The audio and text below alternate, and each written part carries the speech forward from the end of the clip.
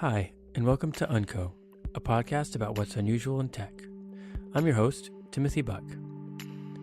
Last episode, psychotherapist and writer for iMore, Georgia Dow, came on the show and shared her unique perspective on social media and mental health. This week, I'm excited to have chatted with Matt Birchler of Birchtree.me. We discussed building a brand on the internet, what we've learned over our many years trying to do just that, and we closed out the show focusing on shifts in the culture of privacy. Running a show like this does have costs. If you'd like to help me cover those costs, become a patron over at patreon.com/uncofm. Hey, Matt. Hey. How's it going? Can you hear me all right? I can. You sound perfect. This is the best sounding Skype call I think I've ever been on. Okay, good. Good. That's a good place to be. I don't think we've ever spoken to each other other than like Twitter and iMessage. No, I don't. I actually know for sure we have not. This is the very first time we've spoken. Yeah, nice to actually talk to you. Yeah, so I asked you on the show because I'd actually been thinking about doing a solo episode about this topic, and I realized through doing quite a few interviews that I enjoy interviews a lot more than I enjoy solo episodes, and you kind of fit perfectly for this topic. So I kind of told you a little bit ahead of time, but I'm basically interested in the experience of building a brand on the internet apart from full-time work. And so for anybody who's listening here who doesn't know who you are, could you maybe give like a little bit of a background to who you are, what you do with Birchtree, and like a little bit of that, and then we'll kind of go from there. Yeah, absolutely. So I have been working online as kind of a side hustle or whatever for, I'm going on my 8th year of it actually this year. I started in October of, I guess, 2010, and I started out as a blog where I just wrote really bad, boring blog posts for many years that did not get any traction, that nobody read. I didn't read, basically. Those have been expunged from the internet. They're gone. You may be able to find them, but I never went out looking for them. I'm happy they're gone. But then a couple years later, I kind of bounced back and forth on it and started writing more with more intention, trying to be more professional about it. And I've been doing that since, about 2013 or so, more seriously, posting almost every day. And then I've got a whole bunch of other stuff that I do. I do a podcast, the Birchtree podcast. That's a daily show now. So that's 5 times a week. I'm recording that for a few minutes. I have an app on the App Store called Today's Forecast, which is a very simple weather app. And I feel like there's more. I've done a couple other side projects throughout the years, but mostly it's been the website you mentioned, Birchtree. That has been kind of the main brand, I guess, that I have on the internet. Yeah. So, what was your motivation to put this amount of work into something outside of your day job? At the time, so when I started it, even in 2010, but in 2013, when I really got going with it more seriously, it was my day job was Target. I was one of the managers at a Target store, and the job was okay, but there was zero creativity in it. There was zero figure out something clever and do that, or I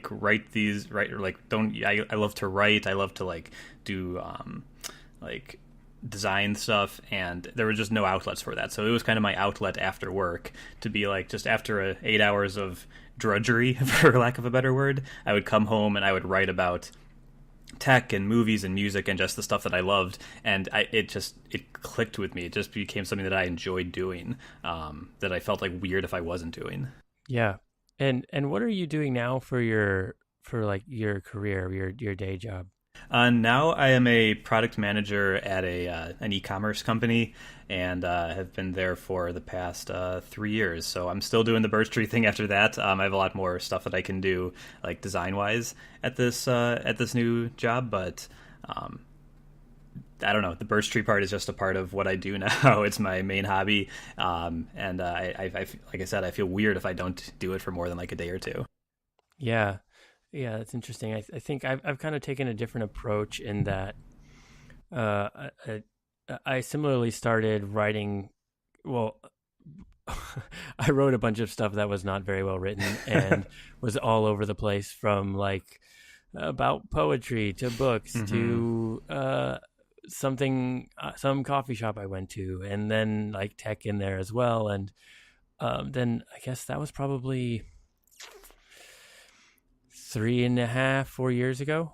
And then after a couple of years, I started to focus it a little bit more towards tech, and it began to like. I mean, it's not as big as Birchtree, but it's also kind of got a different, maybe a slightly different purpose in that it's at my name, like timothybuck.me. So Mm-hmm. a big purpose of the site is to build like a personal brand on the internet. So when somebody searches my name, it's attached to actually what I want them to see versus, whatever somebody else may have to say about me or some other person who has the same name. Um, and I think there's a lot of value in that for, I mean, I am a product manager as well. And especially out here in Silicon Valley, there's a lot of value in having that. I don't know, like having a personal brand of some sort. Yeah. And oftentimes that can actually set you apart from somebody else who may have very similar credentials. If they see that you have, like, in your for your story, for 8 years you've been consistently putting in the time and effort to build this thing, to improve it over time, to iterate on it, to grow it, to become a better writer, to become a better podcaster, to try new things and figure out how to market yourself and your writing on the internet. Like that Mm-hmm. shows that that whoever's building that, like whether it be you or me or some other person out there who's listening to this, if you can, build that presence on the internet, it's not going to be fast, but Mm-hmm. over time it can be valuable, even if you're not, like, I don't monetize my site like with ads or anything, even though I've been asked by people to do that. I don't want to do that because that's not the purpose of it for me. Yeah, for sure. I definitely get the personal brand thing and the kind of it's like it's an important asset, I think, in some cases, depending on what field you're going into, but to have kind of like an unofficial resume out there of like a record of like this is me, this is what I'm passionate about, and at the same time, if you can, here's like some of my skills that I can show off on this website. So I think you've Right. got a good idea there using just your name. So it's very clear like this is you.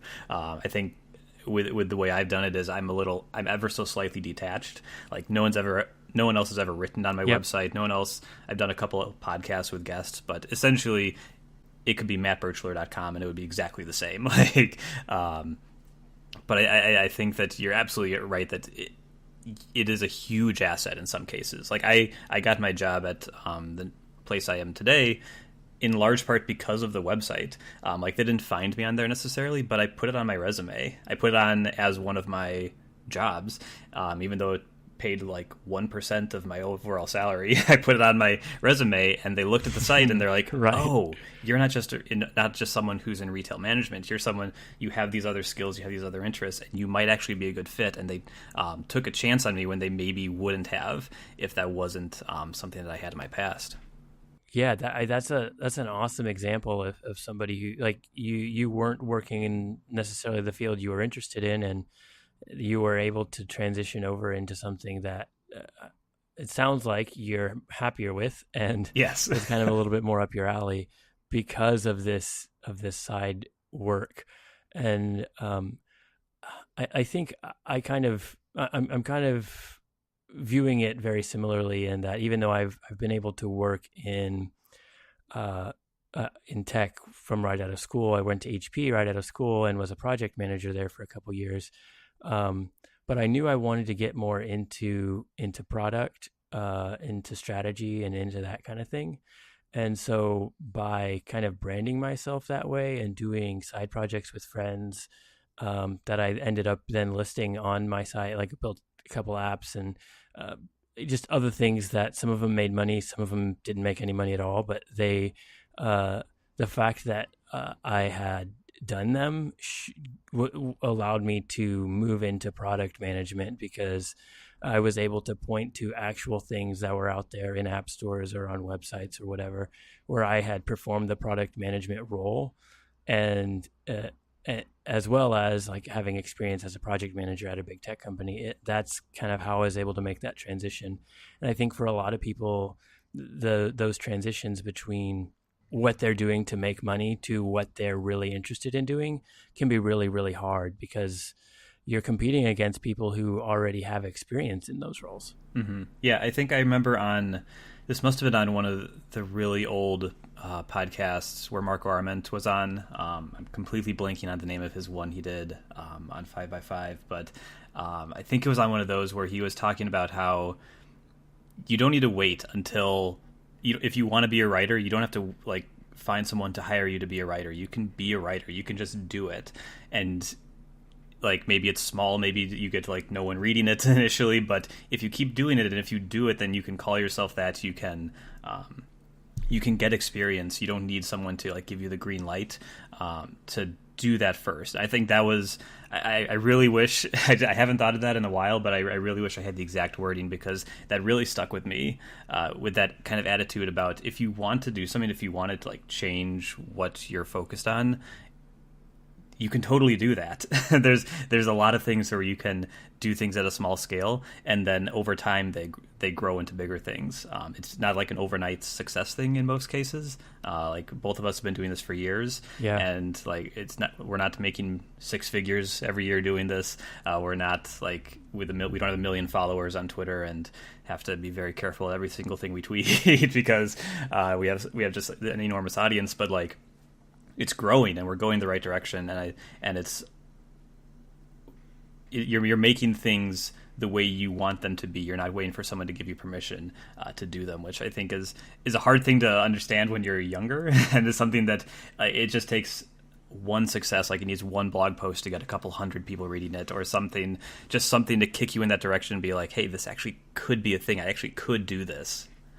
So it's very cool, but it's a hard thing to understand, I think, until you have something that kind of validates that.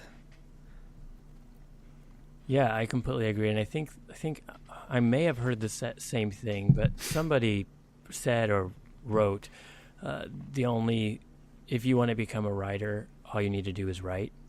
Like, basically along the lines of what you were saying. Like, if you want to be a videographer or a YouTuber or a writer or a podcaster, or any sort of creative person, like 50 years ago, it was really hard to do that because of the walls that they were gatekeepers, right? And now those gatekeepers are still there. If you wanted to like go write for the New York Times, that it's going to be difficult to go from not writing at all to doing that.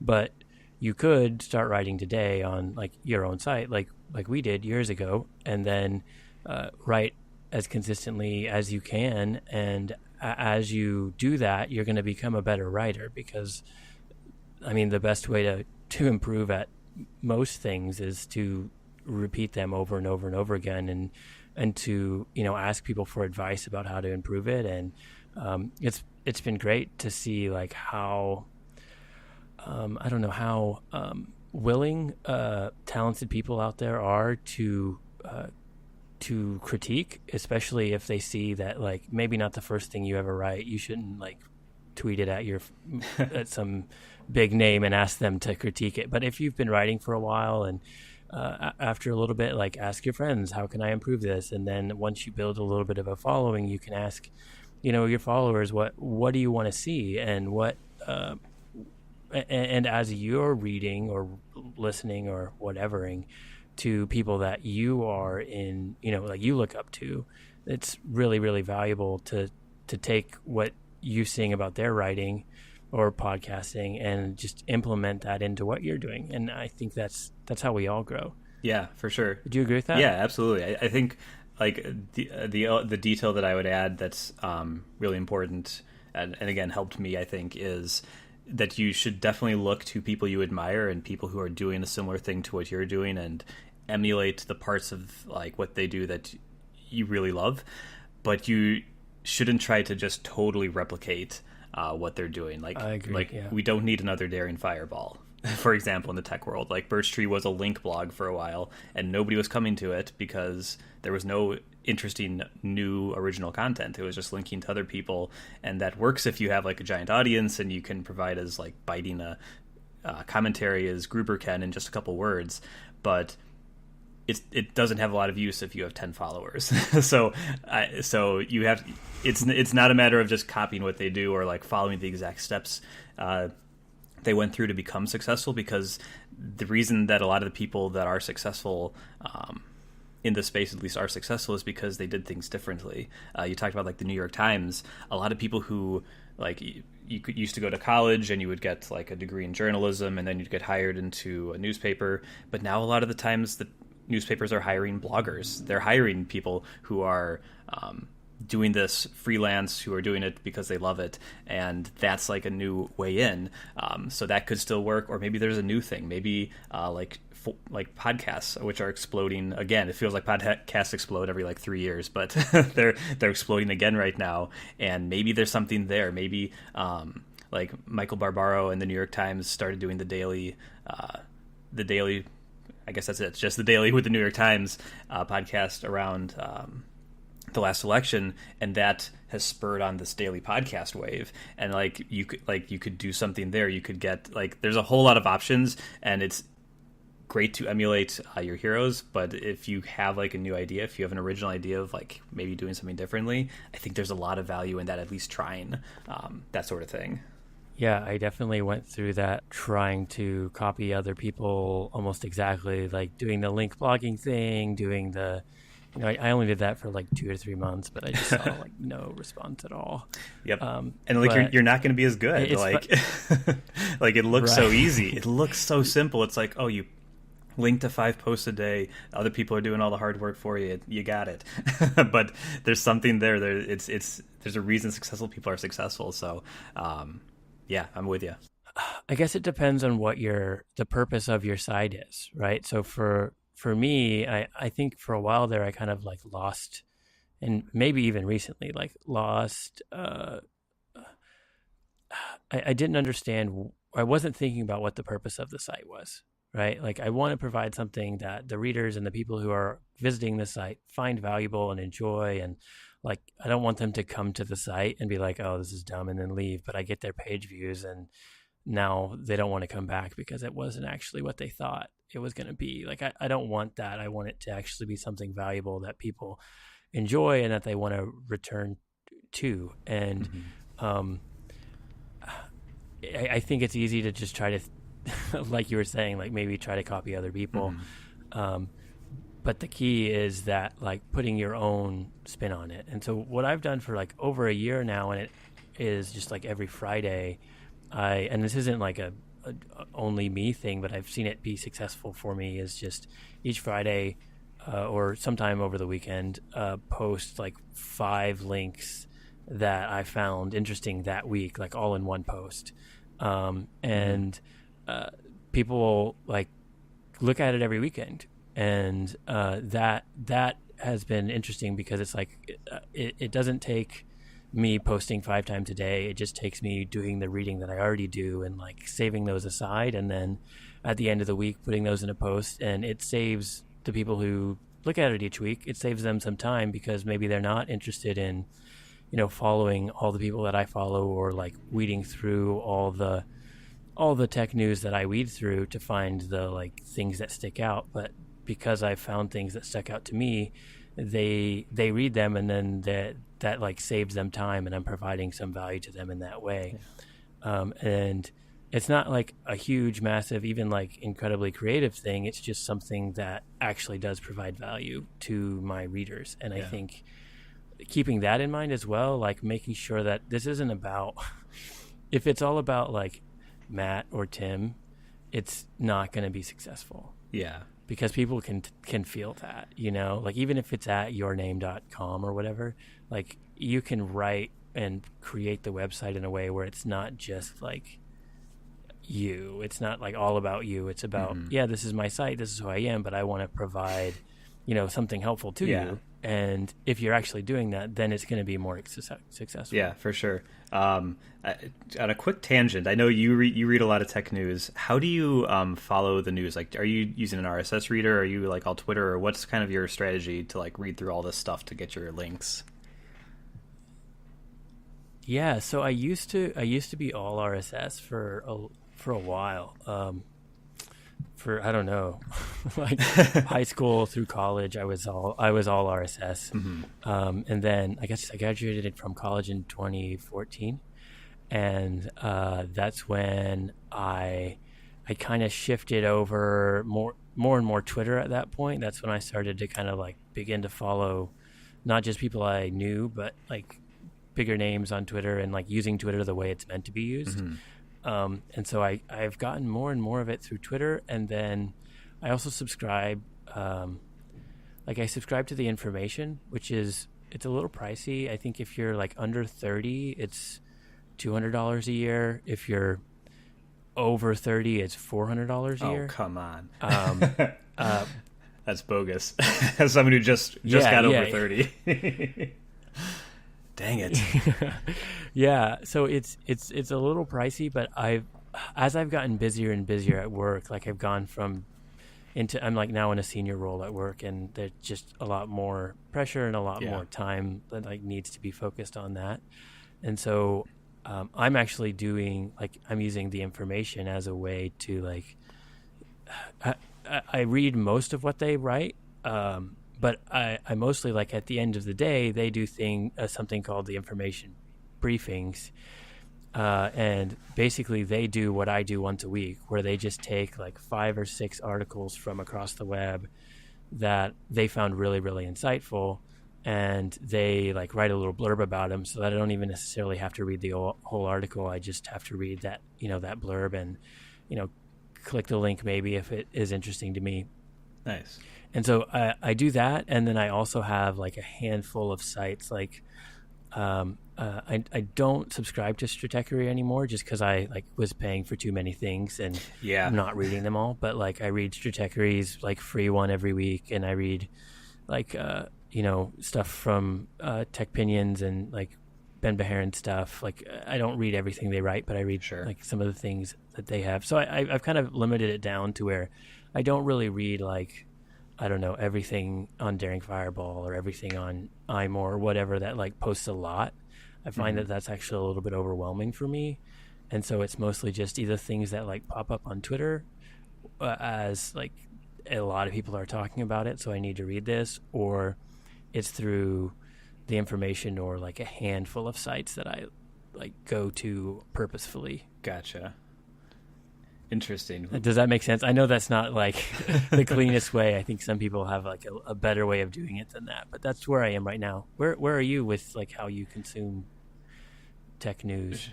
Sure. That is really that's a very interesting. If it works for you, I mean, that's totally that's perfect. You should keep doing it. My strategy is very old school in comparison. I do still do RSS, and I subscribe to like. I'm not sure what the number is. Probably like 100 websites. A lot of them post like once a month, so it's not a huge thing. But like every day, I probably get like 300 stories in my reader that I filter through, and I've got like a folder set up. So like different themes, like all my Android sites are in one folder. The Apple sites, like personal blogs. I have a must-read folder with a couple websites in it that like I just want to make sure I absolutely hit them every time. We got a folder called Firehose for those websites like iMore and The Verge. And like if I just want to see a bunch of stories, I go to there, and if I don't have time, I just instant archive all of those. But it's all RSS for me, which I think makes me a dinosaur in some circles, but it just works. I basically just I open it up on my iPhone or iPad, and I have. And the only reason I would ever suggest using Firefox for iOS is they have this cool extension where you can pull up the share sheet on iOS, and you can add a tab to like open later, and then you can open all those tabs once you're done. So basically I collect a bunch of tabs in Reader for the iPad or Fiery Feeds for the iPhone, but I collect them all in kind of one sitting, and then I go to Firefox and just open them all in a million tabs and then read through the articles that I find interesting.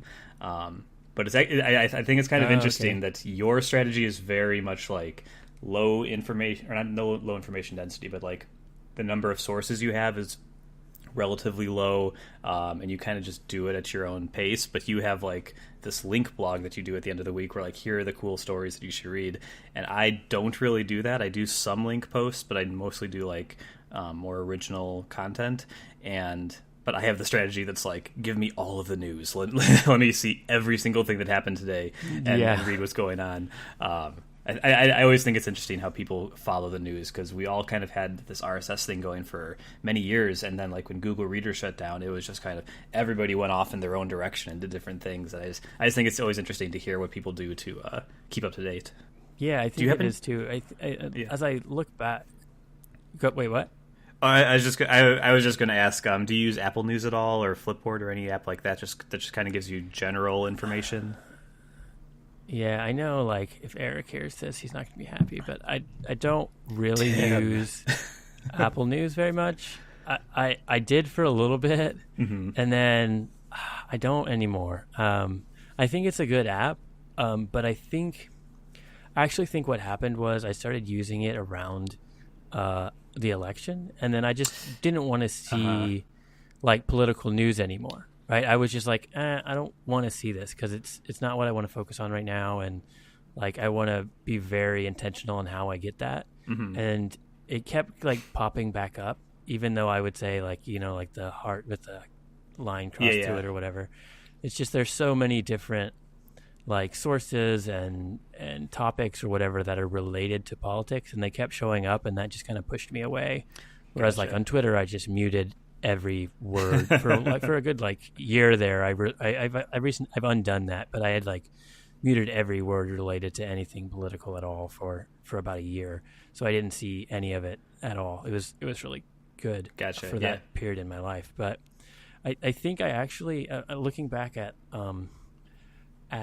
why I switched from RSS, like I used Reader for like iOS and Mac for like the REEDER, like that Yeah. reader for forever. It's great. It's still a great app. But I think what happened is after college, like I was, I actually had money to pay for subscriptions, and so I got a couple. Mm-hmm. And then none of those paid things really work as well Yeah. in RSS. And that's what I got to the point where I was like, okay, I have all these things I'm not paying for in RSS, and then I have the ones I am that aren't. And so I was prioritizing the ones that like I had to actually go to their website or their app or their email or whatever it may be to like read it. And so I kind of got out of the habit of using RSS, and then I realized, oh wait, now this is mostly just like the news, like extras. Like if it was really important, it showed up on Twitter, or it was in one of those things I was paying for. Mm-hmm. And then like RSS became like, if I'm bored and there's something else, I'll read it. And so then it just kind of got to the point where I was like, I need to like save my time by removing this. I think I still have an RSS like feedly thing with a bunch of stuff going to it, but I like no longer have the app on my phone, so I don't go to it ever. Gotcha. So Feedly has like Yeah, 70,000 I unread hadn't items really right now. Right, yeah, probably. But yeah, now like my paid, I've moved down from having a whole bunch of paid things to like, oh, okay, now I'm just gonna really, I think a lot of my paid stuff is like running out. Like I paid for a year or whatever, and then they're like slowly like Stratechery I paid for a couple years, and then I think my subscription just ran out to that. And like Above Avalon they're great, and if you want and have time to read all of their content, like I found them extremely valuable, and like Tech Pinions and a bunch of other stuff. But I've since just been like, I was overwhelmed with the amount of content, and so now I've gone down to like just the information. That's the only thing I pay for, and I read basically everything that they write. And I think it's mostly because I also find it helpful that they have at the top of each of their posts, they have a section called the takeaway. So there'll be like an intro paragraph or two, and then there'll be a takeaway, and it's just like 4 bulleted points, and then there'll be another, like 1,000 words. But if you read the intro and the 4 bulleted points, you know what's going on. Like it gives you enough information. So maybe it's about like, I don't know, like some Chinese startup, and I'm not interested in reading like 1,500 words on it, but the fact that I read the first 200 words plus the 4 bullet points, I know what's going on enough to like to catch something if it's mentioned in a tweet, or if it becomes more important in the future. Like I kind of know what's going on, and I'm not completely lost. I think that's really valuable. That's pretty cool. Yeah, I do like that. From like I want to know what's going on here, but I don't have 30 minutes to sit down and read this. That's really cool. I feel like you're trying to sell me on the information, even though I have to pay their old man fee. I know. I'm sorry. I'm sorry, guys, but I talked about this in another, like on an early episode as well. Like I had a similar conversation with Sonia Mann about like how we. I don't know how we started talking about the information, but I kind of was I'm not trying to sell it. I just find it like, I think it's because their value proposition is for, like, most of their readers are executives. Yeah. Like in their comments, it's like executive at this company, executive at this company, like I'm the oddball in that I'm not an executive at any company. Like, especially early on, like the vast majority of their readers were, higher ups in companies, and so because of that, like they want deep dives on things that they're interested in, but then they also don't have time to necessarily have like the information is, I would be very surprised if the information ever posts 10 posts in a day. Like I've never seen them do it, and I hope they never do, because that's not like their value proposition. Their value proposition is like 1, 2, maybe 3 posts a day, but they're long and really, really detailed and like insightful. But then they also have this intro thing going on, so that if you're really only interested in like kind of knowing what's going on in crypto, but it doesn't affect your business, then you just like read that part and then you're done. And then on the topics that you're really interested in, it's all there, and you can read the 1,500 words. I don't know. That's why I read it, and we can change the subject because I don't have to sell the information.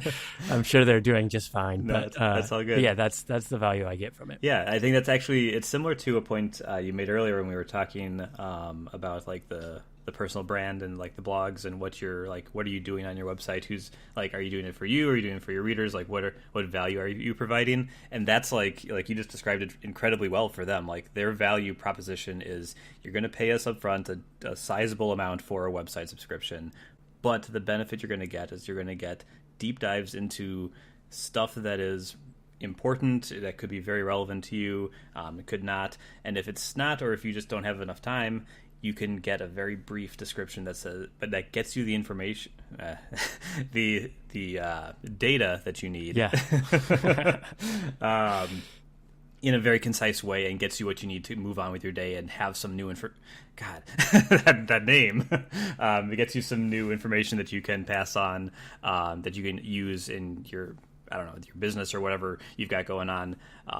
I think it applies to smaller sites like us too. I mean, you were talking about how like the value proposition that your website offers is giving people like who don't have time to read all the news, here's some stuff that I found really interesting over the week. Like here's 5 things. It's not going to take a million years to go through. You can pick and choose the ones you want, but you're going to find something interesting here. I promise. That's basically your value proposition. And I kind of feel that. Right. Yeah. Yeah. I on my side, I feel that when I am thinking about writing a post, like, is this something that I'm going to get, that I'm just doing because it's something that's interesting to me, or is it because someone is actually going to get something by spending a few minutes on my website? Like asking someone to spend a few minutes on a single site is asking a lot of someone these days. Like we have Twitter where you just scroll through tweets and like it's all very fast, and like someone can go to your website and be like, nope, too long, I'm gone, and they close the tab, and like you got to think about that, which is hard to do. It's hard to understand that like what you're doing needs to get people enticed quickly and get to the point quickly, and not like don't draw things out and like really get just like chew the scenery and like have 500 words before you even get to the start of your point. Like, that doesn't work. So it's just a hard dynamic, because like you're writing for you. Like personally, I know I'm writing for me for sure. Like, I wouldn't do it if I didn't enjoy it. But if I want people to actually care, I need to have them in mind too. I need to focus my work on appealing to them as well. Yeah, I mean, even if it's not necessarily a business, like, there needs to be a value proposition for everyone involved. Like, what value, if you're like Matt and I and want to start your own thing, whether that's a podcast or whatever, like, you need to be getting something out of it. Either like it's something you really enjoy, or you're able to make a little money off of it, or it's able to build your career like Matt and I have been able to do with, it just being like a supplemental thing that shows people who you are and what talent you have outside of your full-time job. Whatever it may be, there needs to be some sort of value for you, but there also needs to be some sort of value for the end user. Like, if there isn't any for your readers or listeners, then you're not going to grow, because people are going to catch that right away. They're going to visit the site and realize, oh, okay, this isn't for me. And it definitely took me, and I'm still 1,000% working on that for Unco. Just started a podcast with Stephen Aquino called Accessible, about accessibility in tech, and we've done like just the episode 0 so far. But that's another one where we're trying to, like, I think this is something that I've learned, where like as I launch these newer things, I'm trying to have those questions answered in advance. Whereas with my website, I didn't. Like, I was just posting stuff. It was all over the place. I redid it the site 10 times in 4 years. Like, just like kept trying to figure out what it was for. And I think I'm just now like beginning to understand like what that value proposition is for both sides. And for these podcasts, I'm trying to make it really, really clear, like, what that is. And I think that's going to lead them to being more successful, but we'll see. Mm-hmm. Yeah, I think so too. Like I said, when I was doing this earlier on, I was doing tech, movies, games, music, like everything that I was interested in. And like, you kind of realize that people follow very specific things. Like, if you want to write a blog, or you want to do a podcast about music, movies, and games, you think like I guess it's easy to think that that's going to appeal to people who like movies or games or music, but it's actually only going to appeal to people who like exactly what you like. It's only going to appeal to people who want all of that. And it tends to be that if someone is looking for something new to follow, something new to listen to, that they're looking for something very specific. I think Steven's actually done a really great job with that, with like accessibility. Like, he's the accessibility guy. Everything like yeah. I follow him. Originally, I followed him specifically because he was doing that. Like, I didn't need him to cover a million things. I needed him to cover that thing that wasn't being served by another source as well. And it's tricky, because then it limits what you can like create content around. But it's also something that gets people to actually be able to pay attention to you more, because you're not all over the map. Like, that is not helpful. You want to really be able to focus on something. Yeah, that focus is really, really, really important, because with that focus, there's also like clarity about who you are. And it's easier for someone to make that decision of like whether or not they're interested in following what you have to say. I think like with Accessible, the podcast, because Steven is like doing this with me, it's he is the accessibility person in our world, right? Like, he does this for a job. And so because of that, I think we've already seen like we posted like the episode 0, and he and I retweeted it and stuff, and then it's gotten like 25, 30 retweets since then, even though it's like we've only tweeted like 3 times and had no followers when it started. But the reason why isn't because of like me, it's because of Steven, and people know that he's the accessibility person. And accessibility is really important, and there is something out there that like there are people out there who want to hear more about accessibility, and to like learn more about it. And because of that, it like there's a market for it, and nobody's really filling it right now in the podcast world. And so I think like even at episode 0, we've seen some success there because it has such a clear like value proposition and brand. And what I'm trying to do with Unco, I don't think it's quite as clear, to be honest, but I'm trying to take the phrase like what's unusual in tech and tie that to Unco, which is actually a word that means unusual. And so like that was like the concept behind it. I think I need to do some more work around making sure that like maybe different structures for the podcast or something that make it clearer that that's what this is about. But I'm still kind of in early stages with that. That's the thought process though. Mm-hmm. Sure. I mean, you can change things. I mean, that's kind of the beauty of like you said, gatekeepers and are no longer as much of a thing. Like you can just start doing a thing and then figure out what it is. My podcast has changed like 30 episodes. I decided, hey, what if we totally change the format and go daily with this thing? And I did. And that's actually led to like, I'm not going to say great success, but it's led to far more success than there was before. Like the growth has been great since then. So you can make changes and you can feel out like what makes sense. On the blog side, like I was trying to be like Federico Viticci Jr. for a while. I was trying to be like, what if I do the iPad all the time? I could talk about the iPad. And it turned out I had very little to say about the iPad. So I kind of like Steven has done with accessibility. I've kind of tried to go into like the Apple Watch thing, which is a thing that fascinates me. I find it an incredibly interesting space that not a lot of people are talking about a lot of the time. Like it's a lot of people like who are in the Apple space, at least. It's like their 10% project, if you will. Like you devote a little time to it here and there if there's news, but like I talk about it a lot. I love my Apple Watch, and I guess this kind of goes against the focus thing, but like I'm also kind of the iOS guy who uses Android a lot and but tries not to be a jerk about it. Like I try to like do these, like every year I've done an Android review from an iOS user's perspective, like what's going on the other side of the fence. Like we always complain on the side, like Apple fans are very good at complaining about what's going on in their ecosystem. Like we're very, very good at being critical. And so like you get these conversations like, oh, it's so great on Android. You can do this, you can do that. And but nobody was really using it. So everyone's like, well, no, I'm happy where I am. I'm just going to stay over here. And so that was kind of a gap that I've tried to fill with, what if I used it? What if I bought a Pixel? What if I wasted a lot of money on a Pixel phone and saw what happened?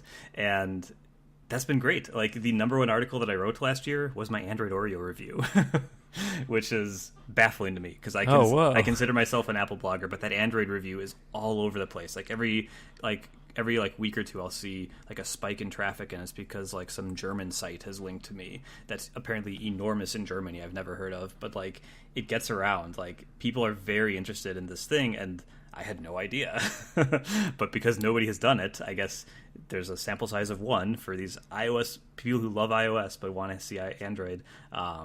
That's a thing. Yeah, my WatchOS reviews are like used to be the biggest, but now the Android thing is the biggest thing. So I guess I'm an Android blogger. I don't really know anymore. That's funny. Yeah, I found that like as far as my writing that has been successful, I wrote when I switched from OmniFocus to Things 3. I just thought, hey, I'd been an OmniFocus user for forever, and I used it all through college. I used it after college, and then Things 3 came out, and I was like, I think there's some things with OmniFocus I'm not really happy with, so let's try this out. And I just wrote about that experience in great detail, and it's still like getting significant traffic every week because like if you Google switching from OmniFocus to Things 3 or something anywhere close to that, it's like one of the top articles because not very many people wrote that. Like the big sites wrote about Things 3, and other people have written about OmniFocus, but like there are a lot of OmniFocus users out there who were interested in what would it look like to switch, whether they switched or not. And I don't know, I think that it's been interesting to see like what I wrote that has actually picked up and what I wrote that hasn't. When I was trying to be, mini Gruber and write about how, I don't know, write 50 words about how Amazon did something this week, and then, link post it, and then like do that every day. It just didn't work. Like, people weren't interested in reading it, and it doesn't lead to search traffic. Like, that type of post is never going to be at the top of any sort of search result ever, because you're linking to the thing that's actually going to be at the top of the search result. Yep. Like, yeah. my 50 words is not interesting enough to like be at the top of anything like that. And I don't know. I think that's really interesting to see how, like, you never know, right? I guess yeah, you never know. And that, plus, like, I also have some like compilations of, like, I did iPhone 10 background images right after the iPhone 10 came out, just because I wanted them, right? And I was seeing them all over the place. They were like interesting ones from all these different sites, and I just was like, what are ones that people want to see? And I just kind of compiled them all into one place, made them easy to download, had them mocked up well, and that still gets a lot of views because it's like one of the top pages when you search that. And it was work to pull all that together, and it actually provides value to the people who visit it, because it's like, oh, these are, I don't even remember how many are on there. It's like 10 really interesting ones, and I link back to the source and say, here's where I got it, and here's the full article of them explaining why they do it or whatever. But it's still like, it's valuable to have that compilation specifically for the iPhone 10. And at the time, there weren't really, now there's like whole sites devoted to that kind of thing, but like at the time there wasn't. And so because of that, it's done pretty well. I think it is interesting to see what actually succeeds and what doesn't. But your advice before about like being willing to change and like grow and look at what is successful and what isn't, and make those iterations, is really, really valuable. And that's true as a product manager in our day jobs, but also like in building anything on the internet. Yeah, for sure. I've written well over 1,000 posts on my website, and like sometimes I put like I put so much effort into one post, and then it doesn't get any traction, and then another one I write in 5 minutes gets like exponentially more traffic than anything else, and I'm like, wait, what? What just happened? So you like I make up for it in volume. I do a lot of stuff, and that just I feel like that increases my odds of having something catch, and that people will find interesting. It's not going to work for everybody, but that's an option if you're looking for a way to increase your visibility, to increase your odds of having something become successful. You could do more of it. See if people respond to more of it. At the very least, you're giving yourself more chances to have a success. Yeah, that's definitely true. I think the biggest thing I wrote last year was like my response to Marco Arment's MacBook Pro I remember post. this. Yeah. So he wrote that, and I'm sure it was like linked everywhere or whatever. And then I kind of responded with like, yeah, I actually agree with what you're saying are the mistakes, but like these things that you're requesting to change, they're not going to change because of like these reasons that I think are what are going to be thought inside of Apple, and what their response to something like this would be, and like why they wouldn't revert back to keyboard or whatever it may be. Like they may fix the problem in another way, but they're not going to revert back to the old keyboard. Like they're going to come up with a new keyboard most likely. And just different things like that. And that got picked up on Reddit, which I never use. I've never, like, I think I have an account, but yes, somebody posted it on our Apple, and I don't even know if that's how you say it, but like, oh God, I have no idea. I'm not the one to ask.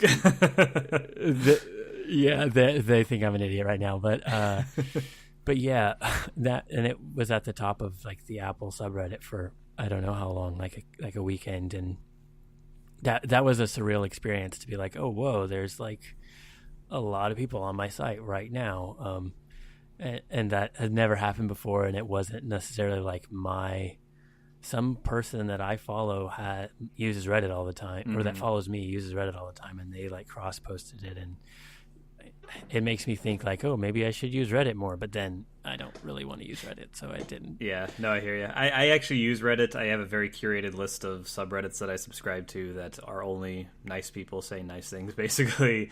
But my number one advice for Yeah. if you have content and you use Reddit, do not post your own stuff to Reddit. People do not like that. It's Right. uncouth. Yep. Yeah, that's definitely true. That's definitely true. So what are some, I mean, we have kind of talked about this a little bit, but what are some lessons that you've learned building Birchtree? I think the biggest thing I've learned is that people are interested in other people. Like if you're at a big website, then like if you're at the Washington Post, then okay, like you may have like writers you like, but in general, it's the brand that you're following. It's the newspaper in general. But like for these personal, smaller projects, people really respond to people just being themselves. You don't have to be like super professional. You don't have to be for lack of a better expression, like an Instagram version. Like you don't have to be a perfection, like totally perfect all the time. People like to see like the human behind the stuff that you're doing. So when you like write it, when I write about something, I try to, like I said, you shouldn't do like 500 words on it, but like a tiny bit of context as to like why you're doing something or why I'm trying Android, why I'm testing these browser benchmarks, like why is this happening? Like why is it interesting? Why do I care? And if I care, if I can express why I can care about something, that helps people connect a little bit to the stuff. Because otherwise, you're just like it's technology, like it's ones and zeros, right? It's stuff that a lot of people just treat as a utility, and we are in a subset of the internet that really loves this stuff, that really is passionate about it, and part of that is the personal connections. Like one of the coolest things that I've gotten out of doing this over all these years is knowing cool people and being able to talk to these people who have really, really interesting ideas, and who at one point, like I've looked up to, is like, it's really cool when someone you look up to like follows you back on Twitter. That's a very surreal moment. Yeah. But I think it that's is what really it is. Weird. Yeah. Like they have to understand there's a person behind there. Like I don't have, it's birchtree.me. It's not mattbirchler.com or anything, although I do have that domain if I ever want to use it. But that's hugely important, and it helps. For me, it helped because like I think it's not something I really knew about myself for many, many years, but I've been told that I can be relatively personable. Like I'm a generally pretty nice person, and that helps me connect with people. Like I'm not going to be like a shock jock blogger. Like I'm not going to be the one who stirs controversy. I'm just am honest and tell people how I feel about stuff, and that's really helped me. But the personal aspect has been hugely helpful for me. I think. Yeah, I think that's a really, really good piece of advice. Like one thing, if you're trying to build a brand on the internet, is like, how do you differentiate yourself or what you're doing from like your website, your podcast, whatever it may be, from the thousands of others out there that are trying to do the same thing. And what you just said, Matt, is a great way to do it. Like, be yourself, because you are different. Like you and I, we overlap in what we do in some ways, but like, we're different people. We have different like stories. We've gotten into this in different ways. We have different perspectives. And because like you're yourself on your site and I'm myself on my site, we have like, it's clear that we're different. Like we're differentiated from each other because of that, right? It's all, that sounds really dumb and simple, but it's actually really true. Like if you try to be somebody else, you're going to be like, this is like probably this is probably something you would see on like Pinterest or whatever, but you're going to be a worse version of them. And I actually agree with that. Like if you're just yourself, like that is going to show that it's going to differentiate you in some way. And doesn't mean you don't have to like think about what we were talking about before, like how other ways to differentiate and other ways to like be focused, and for people to be like we were saying, Steve, does like an incredible job of doing that. Like one of the best of like everyone knows what he's about and what he writes about, and he's the person to do that. And I think that's really, really valuable and something that I can learn from him. But even if you don't want to be that focused, like you can still like by being yourself, you can show that differentiation. Mm-hmm. I mean, look at That's really good advice. I was gonna say, just look at like Casey Neistat is a great example of this. I think like he like it was successfully in a career and everything, but like he really came to prominence in the public eye when he started doing his daily vlogs a couple years back, and like people had done daily vlogs before, and he like increased the production value and did them like better. Like he's a really great filmmaker, so he did them better. But like that entire project was just him talking about himself, his life, and he did it in a way that was new and interesting. But like that's it. Like if there's no like personal stuff in that vlog, most of it goes away. So like it's a very powerful thing. It's dead. It's like he'd be talking about Beam, which is not, I mean, as I guess we know now, would not have been very successful.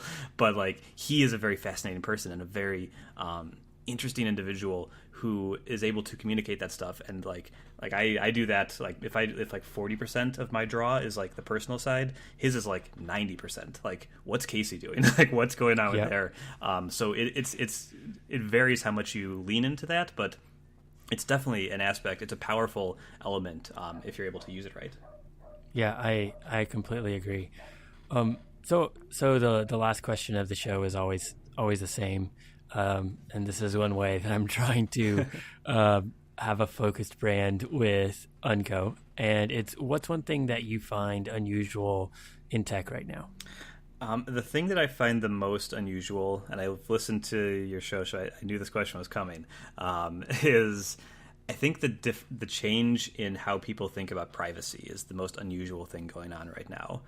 It's not like it's not like a distinct product or anything, but like with the way in the past 15 years that social media has become a thing and has become almost expected of everybody to, you must have a Facebook account, like you must have a Twitter, you must like do all these things, or at least you must do one of them and have some sort of presence there, even if it's just to like talk to your grandkids or something. Like everybody is on social media. It's the way that we communicate. And if you went back 30 years, I think the concept would be just insane to people. People would be like, I'm sharing what about my life? It would baffle people how open we are. I think overall it's probably a great thing, but it's definitely shocking.